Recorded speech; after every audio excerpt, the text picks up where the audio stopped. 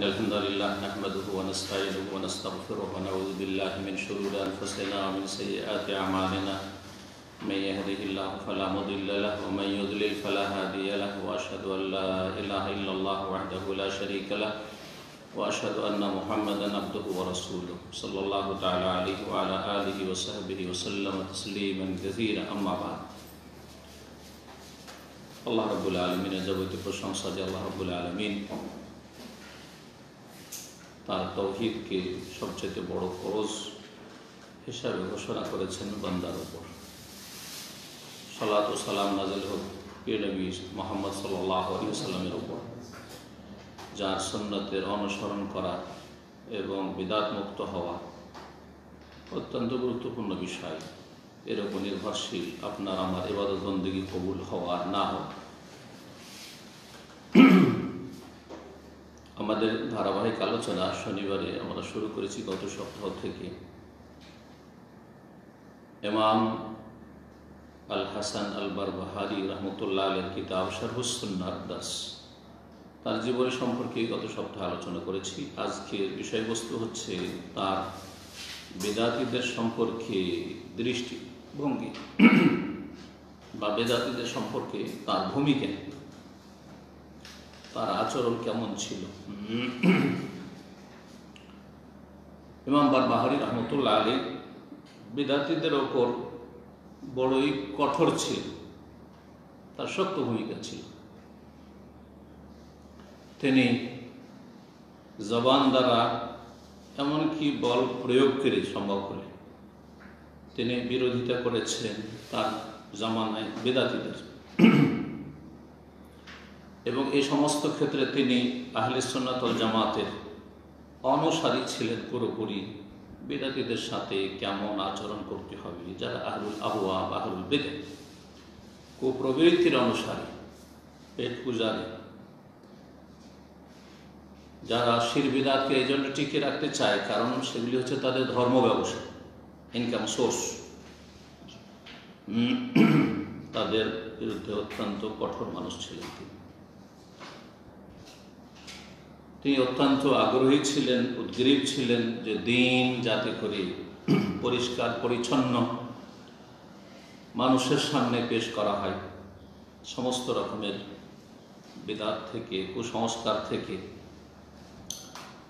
আর বাপদাদার কপল কল্পিত তরিকা থেকে, যার ফলে তিনি জাহমিয়া যে গুমরাহ ফিরকা সেই যুগে ছিল তাদের বিরুদ্ধে তিনি কলম ধরেছেন, মুতাজিলাদের বিরুদ্ধে, আশআরীদের বিরুদ্ধে। আশআরী আজকে পৃথিবীতে অধিকাংশ মুসলিম আশআরী নাহে মাতুরিদি এই বিভ্রান্তিতে রয়েছে।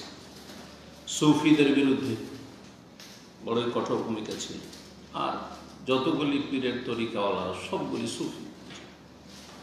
শিয়াদের বিরুদ্ধে, রাফিজিদের বিরুদ্ধে কঠোর ভূমিকা ছিল তার।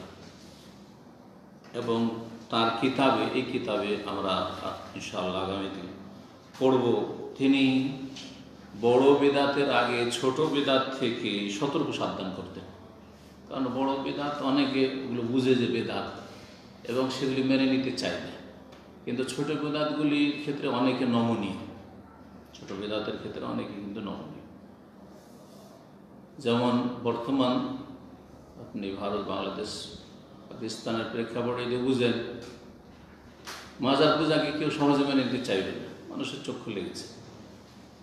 কিন্তু হক্কানি পীর লক্ষ লক্ষ, যদিও লক্ষ লক্ষ কবর মাজার পূজারীও, কারণ জাতি মূর্খ, কিচ্ছু বুঝে না ইসলামের, তারপরেও অনেকে বুঝে যে এরা ভণ্ড মাজার পূজারী। 18 সিমাজ ভান্ডারী ভণ্ড, এটা অনেকেই বুঝে, কিন্তু চরম নাই আর সারছে না। তো যে বড় বড় গুমরাহি, শিরকের গুমরাহি আছে, এগুলি অনেকে বুঝতে চায় না, তাদেরকে আহলে হক মনে করে, তাওহীদি জনতা মনে করে। তো তিনি ছোট বেদাত থেকে বড় বেদাতের আগে সতর্ক সাবধান করতেন। ছোট বেদাত যেমন নিয়ত পড়া, শবে বরাত করা, শবে মেরাজ করা, আর বড় বিদআত হচ্ছে তো বড় কবর পাকা করা, কবরে চাদর চড়ানো, কবরে ফুল চড়ানো, ওরস লাগানো, আর তারপরে বড় বেদাত, শিরকগুলি বড় বেদাত। যে শিরক বেদাত, আর শিরক তো আর ধর্মের জিনিস নয়। সুতরাং শিরক এই অর্থে বেদাত, শিরক এই অর্থে বেদাত, নব আবিষ্কৃত। ইসলামে শিরকের কোনো স্থান নেই। প্রায় 100 বছর পর্যন্ত যতদিন কবর পাকা হয়নি ততদিন মাজার পূজা ছিল না। যখনই পীরদের কবরগুলি পাকা হয়েছে তারপর তখন পূজা শুরু হয়েছে।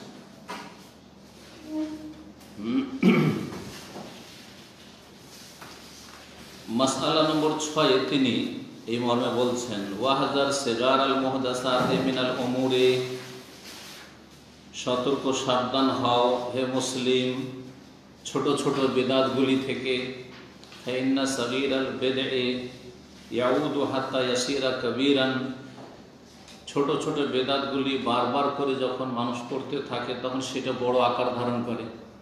একবার করলে চলো ছোট বিদআত, কিন্তু ডেলি 5 ওয়াক্ত নামাজ পড়ছেন, আর 5 ওয়াক্ত নামাজে প্রত্যেক নামাজে ফরজে নাওয়াইতো পড়লেন, সুন্নতে নাওয়াইতো পড়লেন, বেতরে নাওয়াইতো, আপনি সব নাওয়াইতো, তাহলে দিনে কতগুলি বিদআত হয়ে গেল? তাহলে ছোট বিদআত থাকলো না, তখন বড় আকার ধারণ করলেন। এরকমই জায়নামাজের দোয়া ডেলি পড়ছেন আপনিও, জায়নামাজে তাহলে জায়নামাজের দোয়া বিদআত। বিদআত, ছোট বিদআত থেকে সতর্ক সাবধান করতেন। আর ছোট বিদআত, এই কথাগুলি আমি এর আগে বিভিন্ন আলোচনায় বলি যে ছোট বিদআতি ধীরে ধীরে বড় বিদআতি হয়। আর আজকের বেদাতি কালকে মাজার পূজারি মুশরিক হয়ে যায়। বেদাত করতে করতে তখন শিরক করা শুরু করে। আজকে শুধু পীরের মুরিদ হয়েছে, মাজারে যেত না, ওরসে যেত না, মাজারে খাসি মোরগ নিয়ে যেত না। কালকে কিছুদিন পরে 2-10 বছর পরে দেখছে যে মাজারে গিয়ে খাসি মোরগ নিয়ে হাসিস, চাদর চড়াইতে হাসিস। আজকের বেদাতি কালকে মুশরিক।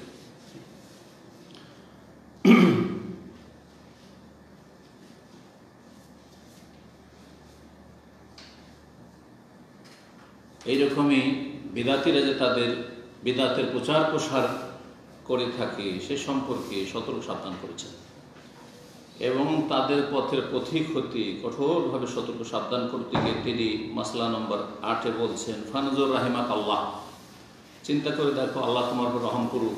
কুল্লা মান সামিআতা কালামাহু মিন আহলি জামানিকা খাসাতান, তোমার যুগের যে কারো কথা শুনবে, ফালা তাজালান্না ওয়ালা তাদখুলান্না ফি শাইইন মিনহু, তুমি তাড়াতাড়ি কোনো সিদ্ধান্ত নেবে না, এবং হঠাৎ করে কারো বক্তব্য শুনে ভালো লাগলো, কারো লিখনি পড়তে, কিতাব পড়তে ভালো লাগলো, আর শোনা শুরু। যেমন আজকাল সোশ্যাল মিডিয়াতে, আরে একজন বক্তা আজকাল সোশ্যাল মিডিয়ায় দেখছি যে অনেক তার ভিউয়ার, অনেক শুনছে, শোনা শুরু করলেন।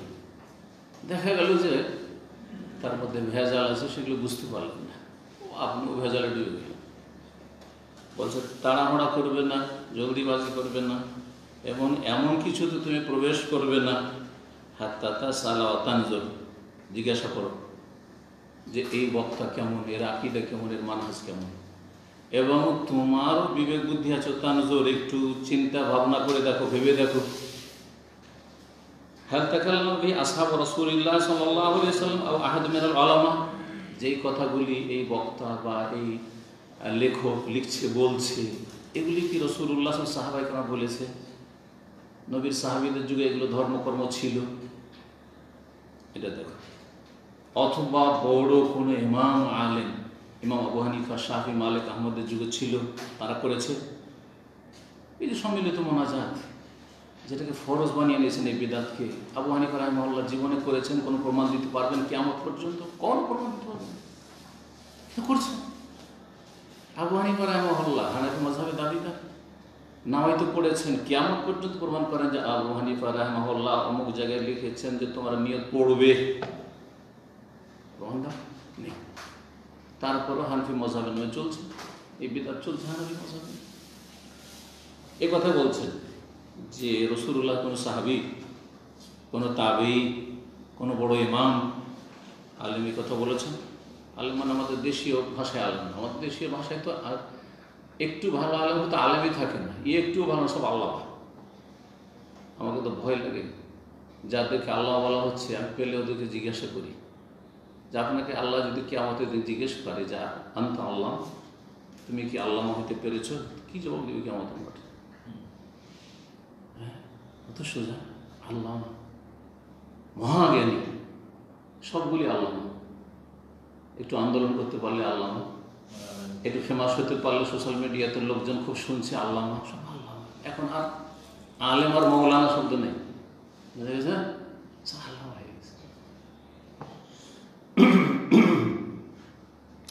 ফাইন ওয়াজাদতা ফীহি আসারান আনহুম, যদি রাসূলুল্লাহ সাহাবায়ে কেরাম থেকে অথবা বড় কোনো ইমাম আলেম থেকে যদি কোনো দলিল আসার পাও, সাহাবীর আমল, এটা মুক্তাবিন বলেছে, হাসান বসরি বলেছে, ইবনে সিরিন বলেছেন, সাইদ মুসাইব বলেছেন, আবু হানিফা, শাফি, মালিক আমাদের কথা বলেছেন, ফাতামাসসাক বিদাল, ঠিক আছে ধরো। যদিও দলিল রাসূলুল্লাহ, কোরআন এবং হাদিস রাসূলুল্লাহ সাল্লাল্লাহু আলাইহি ওয়াসাল্লাম, কিন্তু সাহাবায়ে কেরামরা সরাসরি যেহেতু রাসূলুল্লাহ সাল্লাল্লাহু আলাইহি ওয়াসাল্লাম পেয়েছেন, আর সেই যুগে সাহাবায়ে কেরামদের বিদআত ছিল না, ঠিক আছে, সাহাবী থেকে প্রমাণ পেল, ধরে নেবে যে ঠিক আছে ধরো, ঠিক আছে। ওয়ালা তুজাওয়িজহু লিশাই, হ্যাঁ, এটা থেকে অতিক্রম করিও না, যে না যদিও সেই যুগে ছিল না, স্বর্ণ যুগে নবী সাল্লাল্লাহু আলাইহি যুগে ছিল না, সাহাবীদের যুগ ছিল না, তাবেঈনদের যুগ ছিল না, তাবেঈনদের যুগ ছিল না, কিন্তু আমাদের আকাবেরগণ, বুজুর্গানে দিন এগুলিকে ভালো বলেছে, মুস্তাহাব বলেছে। এটাই করছে কিনা বিদআত সম্পর্কে? আমাদের বুজুর্গানে দিন এগুলোকে পছন্দ করেছে, মুস্তাহাব বলেছে, চলছে ধর্মকর্ম। ওয়ালা তাখতারু আলাইহি শাইআন, জি, এর ওপর অন্য কিছুকে তুমি চয়েস করবে না বা প্রাধান্য দেবে না। ফাতাসকুতা ফিন্নার, না হলে জাহান্নামে তুমি নিক্ষিপ্ত হবে। দলিল পেলে না, ধর্মকর্ম করতে থাকলে এই ধর্মকর্ম করে জাহান্নামে নিক্ষিপ্ত হবে। মাসআলা নম্বর 9 বলছেন, ওয়ালাম, আরো জেনে রাখো, আন্নাল ফুরুজা মিনাত তারিকি আলা ওয়াজহাইন, সঠিক রাস্তা থেকে বেরিয়ে যাওয়া দুই ভাবে হয়ে থাকে। যারা সিরাত মুস্তাকিম থেকে, রাসূলুল্লাহ সাল্লাল্লাহু আলাইহি ওয়াসাল্লামের ছেড়ে যাওয়া রাস্তা থেকে বেরিয়ে যায়, সেটা দুইভাবে হয়ে থাকে। আম্মা আহাদুহুমা, এক শ্রেণীর লোক, ফারাজুলুন কাদ জাল্লা আনিত তারিক, একটা লোক রাস্তা হারিয়ে ফেলেছে, রাস্তা চিনতে পারে, রাস্তা হারিয়ে ফেলেছে। ওয়াহুয়া লা ইউরিদু ইল্লাল খায়র, তবে সে কল্যাণই চাইছিল, ইচ্ছা করে সে রাস্তা পরিত্যাগ করেনি, কিন্তু ভুল বুঝেছে। যেমন আমরা অনেক সময় রাস্তা গোলমাল করে দিই না, যাচ্ছি, যাব রিয়াজ হয়ে মক্কা, সেখানে গিয়ে আল হাসান রাস্তা ধরে বসে আছে, ওইদিকে খাবজির রাস্তা করে ধরে বসে আছে, বাহরাইন রাস্তা ধরে বসে আছে, ঠিক না? কিন্তু ইচ্ছা নেই কিন্তু আমাদের সব ওইদিকে যাওয়ার। তো এরকম অনেকে মুসলিম সমাজে আছে যারা কিন্তু কল্যাণ চায়, আল্লাহ সন্তুষ্টি চায়, রসুলের তরিকাই চায়, পরকালের মুক্তি চায়, জান্নাতে যাওয়ার পথ চায়, কিন্তু অনিচ্ছাকৃত জাল্লাত তারিক, পদস্খলন ঘটেছে, রাস্তা থেকে পদস্খলন ঘটেছে, অন্যদিকে চলে গেছে। ওয়াহুয়া লা ইউরিদু ইল্লাল খায়র, কিন্তু তার মনে কল্যাণই আছে, ভালাই চাইছে, নিয়ত ভালো। নিয়ত ভালো থাকা যথেষ্ট নাই, এ কথাও মনে রাখবে সবসময়। নিয়ত ভালো থাকার সাথে সাথে কর্ম পদ্ধতি ভালো হতে হবে, কর্মপদ্ধতি ভালো হতে, ইবাদত বন্দেগীর ক্ষেত্রে, ইবাদত বন্দেগীর ক্ষেত্রে নিয়ত ভালো, আল্লাহকে আমি পেতে চাই, আল্লাহ সন্তুষ্টি হাসিল করতে চাই, জান্নাতে যেতে চাই, নবীকে আমি খুব ভালোবাসি, সব আশিকের রাসূল আমাদের দেশে, কিন্তু রাস্তা, কর্ম আর পদ্ধতি ভিন্ন। রাসূলুল্লাহ সাল্লাল্লাহু আলাইহি ওয়াসাল্লামের ছেড়ে যাওয়ার রাস্তা নাই, আদর্শ নাই। সুতরাং এই কল্যাণ কামনা করলেই হবে না। এই জন্য প্রথম বিদআত যখন আব্দুল্লাহ বিন মাসউদ রাদিয়াল্লাহু তাআলা আনহু আর আবু মুসা আশআরী রাদিয়াল্লাহু তাআলা আনহু কুফায় দেখেছিলেন সম্মিলিত জিকিরের, তো আজকালকার মতো এই অসম্পূর্ণ বিদআতি জিকির না, আল্লাহু আল্লাহু ইল্লাল্লাহ ইল্লাল্লাহ, এসব নয়, আর সুর ধরে নয়, একটু মহব্বতের সাথে জিকির করবো, ওইসবও নয়। বরং একজন ওস্তাদ বসে আছে, মুরব্বী, আর জনগণকে বলছে যে সাব্বিহু মিয়া, 100 বার করে আপনারা সবাই সুবহানাল্লাহ পড়েন, কাব্বিরু মিয়া, 100 বার করে এখন আল্লাহু আকবার পড়েন, ওয়াহমাদু মিয়া, মুহাম্মাদুল্লাহ মিয়া, আল্লাহর 100 বার করে আলহামদুলিল্লাহ পড়েন, প্রশংসা করেন। এইভাবে 100 বার পুরা হচ্ছে, তখন আর একটা দিচ্ছে, এই 100 পুরা হচ্ছে, আর একটা দিচ্ছে। দেখি ফজরের সময় ছিল, বলছেন যে হয় তোমরা আসহাব ও মোহাম্মদ সাল্লাল্লাহু আলাইহি ওয়াসাল্লাম, মোহাম্মদ সাল্লাল্লাহু আলাইহি ওয়াসাল্লামের সাহাবায়ে কেরাম, আবু বকর, ওমর, ওসমান, আলী, এইসব আশরা মুবাশশারা, বদরি সাহাবী, হুদায়বিয়ার সন্ধির সাহাবী, এইসব সাহাবায়ে কেরাম চাইতে বেশি আহাদা হেদায়েত প্রাপ্ত, ওদের চাইতে পরেজগার তোমরা। আর না হলে আও মুফতাতিহু বাবা দালালাতিন, অথবা তোমরা গুমরাহির রাস্তা প্রথম খুলছো। তখন তারা উত্তর করেছে, ওয়াল্লাহি আবু আব্দুর রহমান মা নুরিদু ইল্লাল খাইর, আল্লাহর কসম করে বলছি, আবু আব্দুর রহমান আব্দুল মাসউদের কুনিয়ত ছিল, আমাদের উদ্দেশ্য তো খায়ের কল্যাণ, আমরা তো ভালো উদ্দেশ্য করছি, যে একা একা জিকির আজকার করবে না, বসিয়ে দিয়েছি 100 বার ঘোরা করো, 100 বার ঘোরা করো, 100 বার এটা করো, 100 বার এটা করো, নিয়ত তো আমাদের ভালো। উত্তর কি বলেছিল মাসউদ? চলবে, খুব ভালো কাজ করছো। ওয়াকাম মিন মুরিদিন লিল খাইরি লা ইউসিবুহু, কত শত লোক আছে যারা কল্যাণ চায় কিন্তু কল্যাণ পায় না। কল্যাণ চাইলেই হয় না, ভালাই চাইলে হয় না, ভালাইয়ের রাস্তায় চলতে হবে।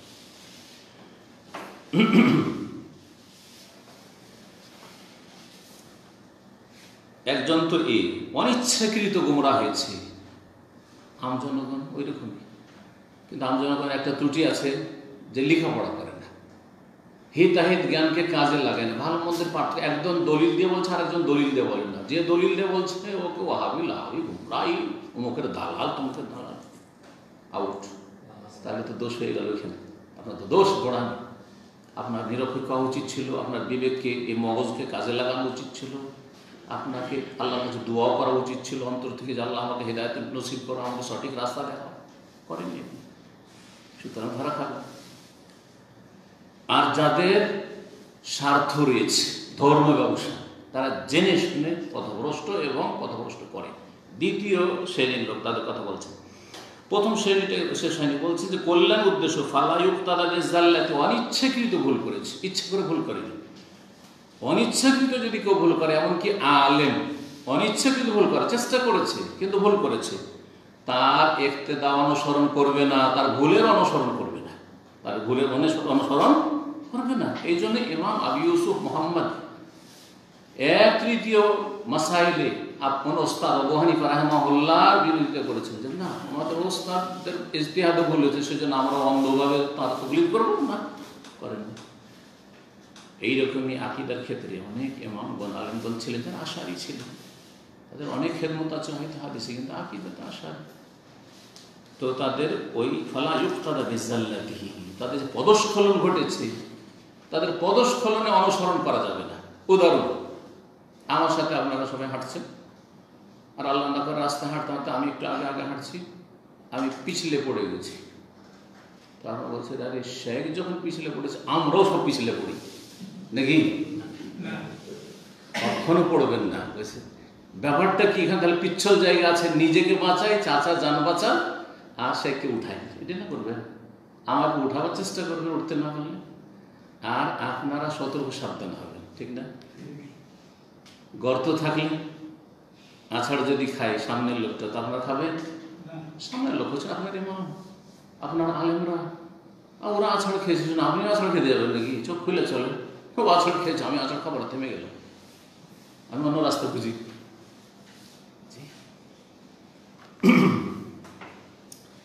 বলছেন যে না না না, তার পদস্খলন করেছে, তার অনুকরণ করবেন না। ফাইন্নাহু হালিক, কারণ তার সর্বনাশ হয়েছে, সে ভুল পথে চলে গেছে। ও আখার আনাদাল হাক্কা, আর এক শ্রেণীর লোক আছে গুমরা। তাহলে গুমরা 2 প্রকার, অনিচ্ছাকৃত গুমরা হয়েছে, ভুল পথে চলেছে, তার ভুল পথের পথিক আপনি হবেন না, আপনি অন্তত সতর্ক সাবধান। আর এক লোক আছে যে হকের বিরোধী, হকের বিরোধিতা করে, সত্যের বিরোধিতা করে। যারা আল্লাহ ভীরু রয়েছে তাদের বিরোধিতা করে, সঠিক কথা বলেন, তাওহীদ সুন্নাতের কথা বলেন, আমাদের বিরুদ্ধে বক্তব্য করছে, আমাদের বিরুদ্ধে তারা লেখালেখি করছে, আমাদের বিরুদ্ধে তারা লেকচার ছাড়ছে। জেনে শুনে যারা সত্যের বিরোধী, এরা হচ্ছে এক শ্রেণীর আলেম সমাজ, অসৎ আলেম সমাজ, বিদাতি আলেম সমাজ। জানছে ওরা আরবি বুঝে, দলিল বুঝে, জানছে যে বুখারীতে এই হাদিসটা আছে, এর দলিল আছে, কিন্তু না, এটা আমাদের মজহাব না, এই দিয়ে আপনার বিভ্রান্ত করছে। ইচ্ছে উদ্দেশ্য হচ্ছে হকের বিরোধিতা করা। জানছে কোরআনে বা হাদিসে পীর ধরা দলিল নেই, বই লিখে বসে আছে, পীর ধরার ওয়াকাট্য প্রমাণ কোরআনে, আর আয়াতের অপব্যাখ্যা করছে ইহুদিদের মধ্যে। ইহুদিরা যেমন অপব্যাখ্যা করেছে, বিকৃতি ঘটিয়েছে শব্দের আর অর্থের, এরা শব্দের বিকৃতি ঘটাতে পারেনি, কোরআন বদলাতে পারেনি, কিন্তু কোরআন অর্থ বদলে দিয়েছে।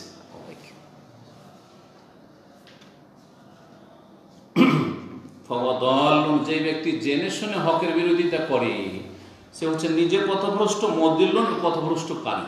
তাহলে বিদাতি আলেম সমাজ হচ্ছে দালুন মদিল্লুন, নিজে গুমরা, জাতিকে গুমরা করছে। জনগণ অথবা একজন অত এলেম নেই, চেষ্টা করছে হক তলাশ করার, কিন্তু পারে না, ভুল পথে আছে। আপনি বুঝতে পেরেছেন যে আমাদের মসজিদের ইমাম অথবা আমার বাপ নিয়তটা খুব ভালো, চাই হ্যাঁ আল্লাহকে মহব্বত করে, রসুলকে মহব্বত করে, খুব ভালো, দিন ভালোবাসে, কিন্তু বুঝে উঠতে পারছেন। আপনি বুঝেছেন, তাই বলে আপনি আপনার বাপের তরিকায় চলবেন না, আপনি রসুলের তরিকায় চলবেন। আপনি বুঝতে পেরেছেন, আলহামদুলিল্লাহ। দুই শ্রেণীর মানুষ বলছেন ৭৭ নম্বর মাসআলাই তিনি যে বিদাতের বিরুদ্ধে কঠোর ছিলেন এর নজির পেশ করছেন। ওয়াইজা সামিআতা রাজুল ইয়াতানু আলাল আসার ওয়ালা ইয়াকবালুহা, তুমি যদি কোনো মানুষকে এমন কথা বলতে শোনো যে সে হাদিসের ওপর কটূক্তি করছে, হাদিসের বিরুদ্ধে সে কথা বলছে, ওয়ালা ইয়াকবালুহা, সেটাকে গ্রহণ করে না। যেমন একজন বড় চিন্তাবিদ ইমাম মেহেদিকে অস্বীকার করেছে, ইমাম মেহেদির হাদিসকে অস্বীকার করেছে, তার ভক্তরা ওই জন্য ইমাম মেহেদির হাদিসকে কোন গুরুত্ব দেন। ইব্রাহিম আলাইহিস সালামের হাদিস বুখারীতে আছে, তিনটি ক্ষেত্রে মিথ্যা বলেছে, হাদিস অস্বীকার করেছে মওলানা মওদুদী। জি হ্যাঁ, তো যদি দেখো যে কেউ কোনো হাদিসকে অস্বীকার করছে অথবা গ্রহণ করছে না, আউয়ুনকির শাইমিন আখবারে রাসূলুল্লাহ সাল্লাল্লাহু আলাইহি ওয়াসাল্লাম কোনো হাদিসকে ইনকার করছে, অস্বীকার করছে, ফাত্তাহিমু আল ইসলাম, তার ইসলামের ক্ষেত্রে তাকে অভিযুক্ত মনে করো, সে একজন অভিযুক্ত ব্যক্তি, সেই ব্যক্তি বিভ্রান্ত। ফাইন্নাহু রাজুলুন রাদিউল কওলি ওয়াল মাযহাব, সে তার কথা এবং মযহাবের দিক থেকে নিম্ন শ্রেণীর মানুষ বা নিকৃষ্ট মানুষ, গোমরাহ, সে গোমরাহির পথে গেছে। এটি হচ্ছে লক্ষণ। হাদিস পেশ করছেন, তোমার হাদিস রাখো, গোমরাহ। তুমি কি বুঝো হাদিসের, অথচ হাদিসের কিতাব দেখাচ্ছ। হ্যাঁ, তোমার কি অধিকার আছে হাদিস দেখাবার? বাংলা হাদিস নিয়ে যে দেখেন আপনাকে বিদাতি মৌলবী সাহেব তাই বলবেন। কোন মাদ্রাসা পড়েছো তুমি? রাদিউল কওলি ওয়াল মাযহাব, অসৎ উদ্দেশ্য। 102 নম্বর মাসআলায় বলছেন ইমাম বারবাহারি রাহমাতুল্লাহ আলাইহি, ওয়ালাম আন্নাহু লাম তাজি বিদআতুন কাত্তু ইল্লা মিনাল হামজির রিআ আতবা কুল্লি নাইক, জেনে রাখো যে কোনো বিদআতের সূত্রপাত হয়েছে বা সূচনা হয়েছে মুসলিম সমাজে, এটা এক শ্রেণীর মূর্খ, অশিক্ষিত রাখাল, রেআ মানে রাখাল টাইপের, তার মানে অশিক্ষিত মূর্খ। মাদ্রাসায় পড়লেই যে শিক্ষিত হয়ে যায়, যার কাছে কোরআন ও হাদিসের দলিল নেই, সে যতই বড় মাদ্রাসা পড়ুক আর যতই বড় দাড়ি রাখুক আর যতই বড় মসজিদের ইমামের ক্ষতি হয়ে যাবে, সে মূর্খ। এদের কাছ থেকে বেদাতগুলি এসেছে। আতবা করলেন না,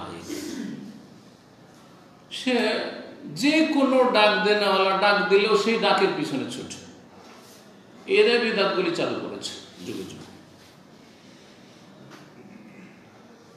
এইভাবে তিনি বেদাতি থেকে সতর্ক সাবধান করেছেন।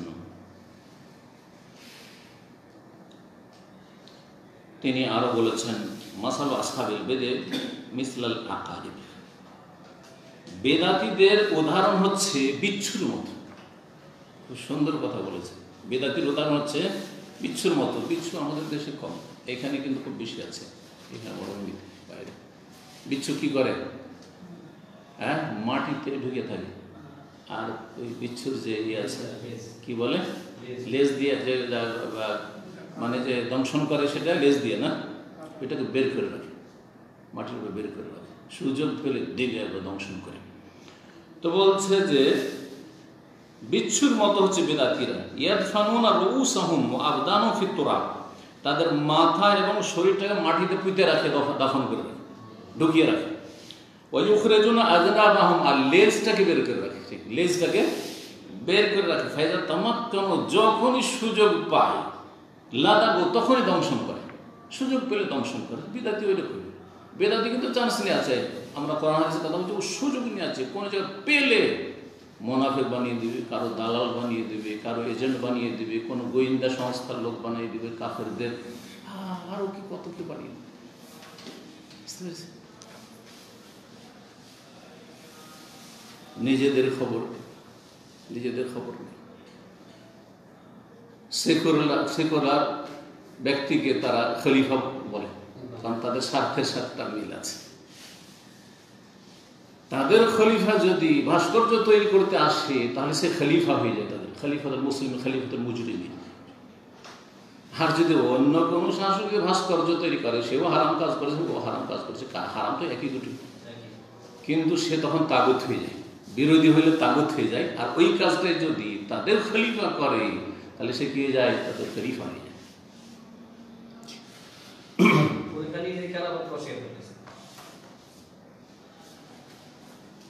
তো সার কথা হচ্ছে যে ইমাম বারবাহার রহমতুল্লাহ আলাইহি বিদআতীদের সম্পর্কে অত্যন্ত কঠোর ছিলেন।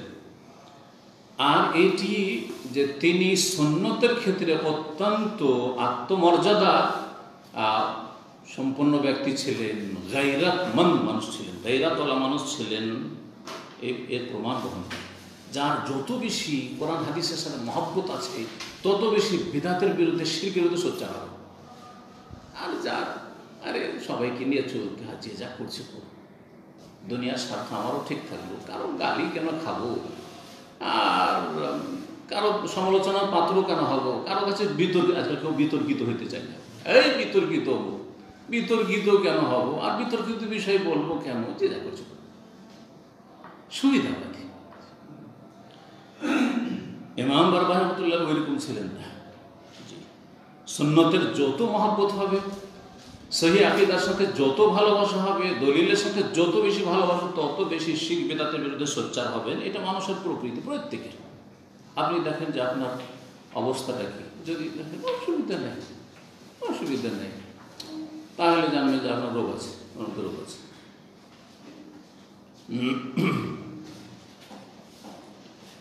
তার ভূমিকা আহলে সুন্নাত ওয়াল জামাতের জন্য, আহলে সুন্নাত ওয়াল জামাতের ওলামাদের জন্য, জনগণের জন্য, বিদআতীদের ক্ষেত্রে যে ইমাম বারবাহার রহমাতুল্লাহর ভূমিকা ছিল, সেই ভূমিকাটি একটি আদর্শ, অনুসরণীয়। তার ছাত্রদের মধ্যে প্রসিদ্ধ বা প্রখ্যাত একজন ছাত্র ছিলেন ইমাম ইবনে বাত্তাহ রহমাতুল্লাহ আলাইহি। বড় ফকিহ ছিলেন তিনি। আর এছাড়াও তার অনেক ছাত্র ছিল। ইমাম আবু আবদুল্লাহ ইবনে বাত্তাহ, এই যে ছাত্র ইমাম বারবাহার রহমাতুল্লাহ আলাইহি, তিনি বলছেন যে তার ওস্তাদ একটি মূল্যবান উক্তি বলেছে, যে উক্তিটি আমাদের বর্তমান যুগে জেনে আমল করা খুব গুরুত্ব রাখে। আমাদের অনেক সহিহ আকীদার আলেম ওলামারা এই বহাস করতে চলে যায়, মোনাজারা যেটাকে বলা হয়, আজকাল বাংলাদেশের ভাষায় বহাস করে, বুঝেন তো, মানে তর্ক করতে যাও। আর তারপরে ফিকহি মাসলা নিয়ে আমাদের যতগুলি বহাস হচ্ছে ফিকহি মাসলা নিয়ে, অথচ তার আগে আকিদাই ঠিক হয়নি, তোর ফিকহি মাসলা রফাদান করবে কি করবে না, মোনাজাত করবে কি করবে না, হাত উঠাবে না, তারপরে তার আগে 8 রাকাত না 20 রাকাত, এগুলো নিয়ে বহাস, এগুলো নিয়ে মোনাজারা। অথচ আকিদায় আল্লাহ সর্বত্র বিরাজমান। হ্যাঁ, শিরকি কুফরি আকিদা বিশ্বাসী, চিন্তা করুন, এগুলোর গুরুত্ব দেওয়া উচিত না। তারপরেও এই তর্ক বহাস করে সম্পর্ক ভালো থাকে না। হ্যাঁ, পরিবেশ উত্তপ্ত হচ্ছে, আর একচোখে হয়ে যাতে হয় না, একচোখে হয়ে যাতে হয় না। আর এত মিথ্যার ছড়াছড়ি বিদআতের মধ্যে, কারণ বিদআতীদের ধর্মই প্রতিষ্ঠিত হয়েছে মিথ্যার উপর, জাল হাদিসও মিথ্যা, জয়ীফও মিথ্যার কাছাকাছি, আর এগুলোর উপর নির্ভরশীল। আর যতগুলি বিদআত সবগুলি মিথ্যা, শিরকি আকীদাগুলি সবগুলি মিথ্যা। আর তারা বলতেও পারে মিথ্যা কথা, তারা মিথ্যা কথা তর্ক করবে। আর তারপরে ওরা লাঠিয়াল বাহিনী রেডি রেখেছে, আর তারপরে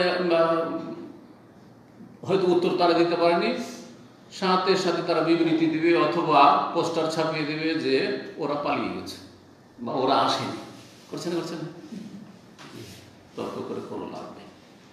আমি সবসময় বলি যে এই তর্ক বহস না করে মানুষ স্বাধীন দেশে বসবাস করছেন, আর গণতান্ত্রিক অধিকার রয়েছে, কথা বলার অধিকার রয়েছে, বাক স্বাধীনতা রয়েছে, ইবাদতবন্দিগির ধর্মীয় স্বাধীনতা রয়েছে সবার। যেখানে অমুসলিমরা ইবাদতবন্দিগির স্বাধীনতা রাখে, তো মুসলিমরা রাখে না, বিভিন্ন তরিকায় রাখে। যখন আপনার দেশে হিন্দু পূজা করতে পারছে, খ্রিস্টান করতে পারছে, আপনার তারপরে যেগুলো কাদিয়ানি পর্যন্ত সব চলছে, তাহলে আপনি দলিল নিয়ে চলবেন, আপনার বেঁচে থাকার অধিকার নেই, আপনার মসজিদ থাকার অধিকার নেই, আপনার মাদ্রাসা থাকার অধিকার নেই, আপনার মসজিদ ভেঙে দিতে হবে। এর আযাব নেই, এই আযাবগুলি দেখা যাচ্ছে। যা কিছু দেখতে পাচ্ছেন এগুলির হচ্ছে প্রতিফল আল্লাহর পক্ষ থেকে। যারা মসজিদ ভাঙার পিছনে পৃষ্ঠপোষকতা করেছে, হ্যাঁ, তাদেরকে চারিদিক থেকে আযাব ঘিরছে। সেটা জ্ঞান থাকলে, জ্ঞানচক্ষু থাকলে বুঝুক, আর না বুঝলে যখন চারিদিক থেকে ঘেরবে ধীরে ধীরে, আল্লাহ বলেন আযাব হয় দুনিয়াতে আসবে, আর দুনিয়াতে যদি নাও আসে তো আখিরাতে তো আছে। মাদ্রাসা পড়ে মসজিদ ভাঙে আর কোরআনের দলিল পেশ করে যে এদের মসজিদ ভাঙতে কোরআনে বলা হয়েছে, আউযু বিল্লাহি মিনাশ শাইতানির রাজিম। শয়তান লজ্জা পাবে এদেরকে, এসব আলেম সমাজকে। এসব মাদ্রাসায় না পড়ে স্কুল কলেজে পড়লে অনেক ভালো ছিল। তো তর্ক করে লাভ নেই। যে কথা বলছিলাম যে স্বাধীনভাবে তারা তাদের ওয়াজ করছে, তারা তাদের বক্তব্য করছে, তাদের লেখাপড়া করাচ্ছে, আমাদের স্বাধীনতা আছে, সুতরাং ও স্বাধীনভাবে বলুক, আমি বলি জনগণকে ছেড়ে দেন স্বাধীন, যেটা ঠিক মনে হয় মানো, কোনো বাধা নেই। আমারটা মানবেন না, অসুবিধা নেই, আমার কথা আমি পৌঁছে দিলাম, তোমার কথা তুমি পৌঁছিয়ে দাও, তোমার আলেমরা তোমাদের কথা পৌঁছে দিচ্ছে, পান ছেড়ে দাও স্বাধীনভাবে, সহজ কথা। কিন্তু তর্ক করে কোনো লাভ নেই। বলছেন যে সামিয়াতু আবু মুহাম্মদ আল-বারবাহার, ইমাম বারবাহার রাহমাতুল্লাহ আবু মুহাম্মদকে বলতে শুনেছি, ইয়াকুল আল মুজালাসাতু লিল মুনাসাহাতি ফাতহু বাবিল ফায়দা। যদি নসিহত করার জন্য, উপদেশ দেওয়ার জন্য কারোর সাথে বসেন, আলেমের সাথে বসুক বা আলেম জনগণের সাথে বসুক, ফাতহু বাবিল ফায়দা, তাহলে ফায়দার দরজা খোলা হবে, উপকারের দরজা খুলবে, লাভ আছে। এই যে আপনাদের সাথে বসেছি, এতে লাভ আছে, এতে লাভ আছে। তর্ক নেই, ঝগড়া নেই, রেষারেষি নেই, পছন্দ হইলে আহলান ওয়া সাহলান, না পছন্দ হয় মা সালাম, চলে যান, আসিয়েন না, সোজা কথা, ঠিক না? পোষাইল না, আসিয়েন না, পোষাইল না, শুনিয়েন না, অন্যদের শুনুন, যেটা পছন্দ লাগছে। জবরদস্তি কিছু লাই করা ফিরতে, জবরদস্তি কিচ্ছু করে না।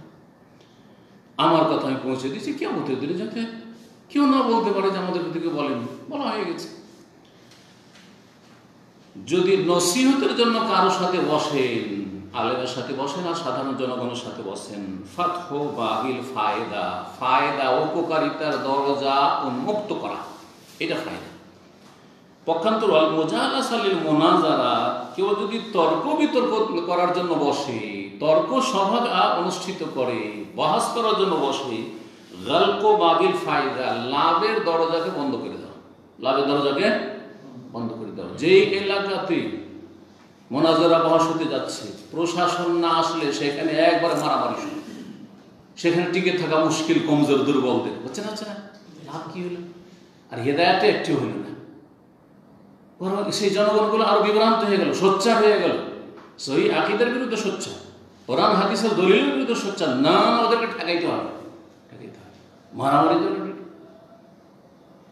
খুন করে দিবে, খুন করে জান্নাতে যাবে, মুসলিমকে খুন করে জান্নাতে যাবে, আউযু বিল্লাহ।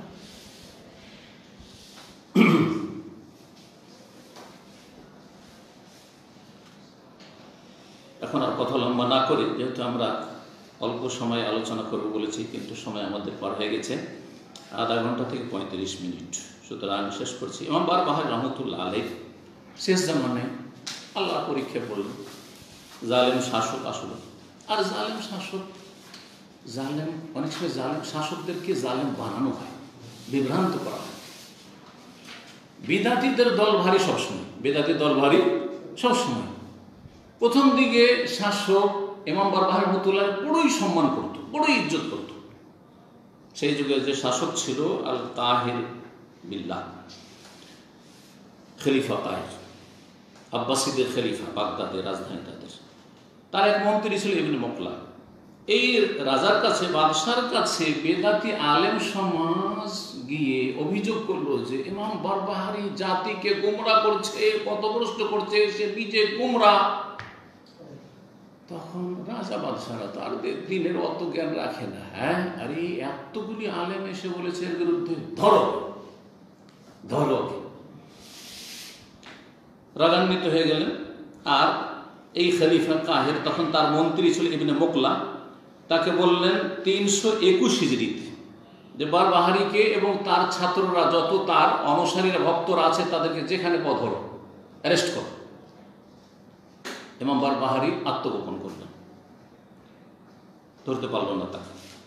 কিন্তু বড় বড় তার সাথী সঙ্গীরা, যে ছাত্ররা ছিল, তারাও সেই যুগের বড় বড় আলেম, তারা বন্দী হলো এবং তাদেরকে বাসরাতে নিয়ে যাওয়া হলো বন্দী করে।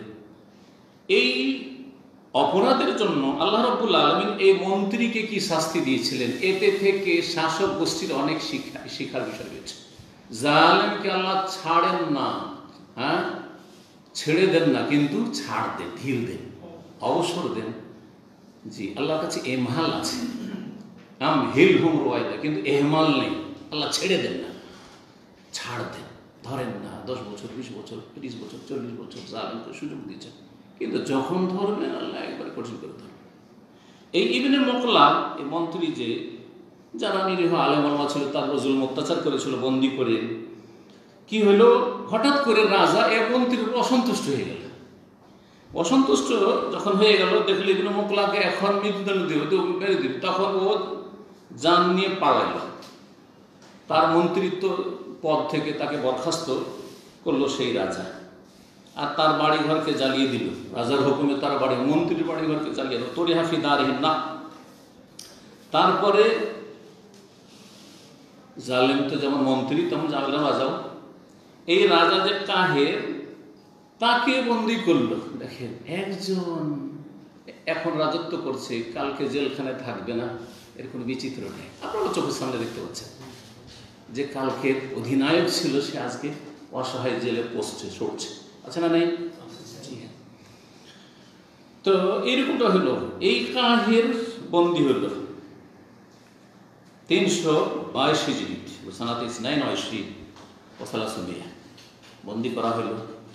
তারপরে তার রাজত্ব কেড়ে নেওয়া হইল।